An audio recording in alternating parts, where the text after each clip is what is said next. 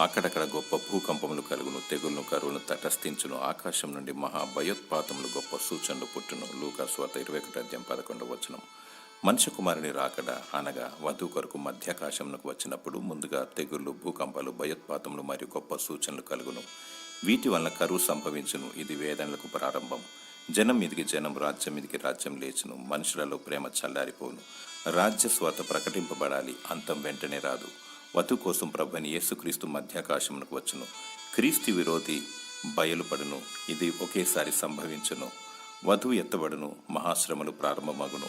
మృగమునకు నమస్కారం చేయని వారు చంపబడతారు.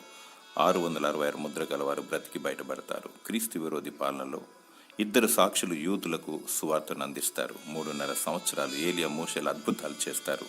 వధువు ఎత్తబడే రాకడ సమయం అతి సమీపముగా ఉన్నది. సిద్ధపడుము.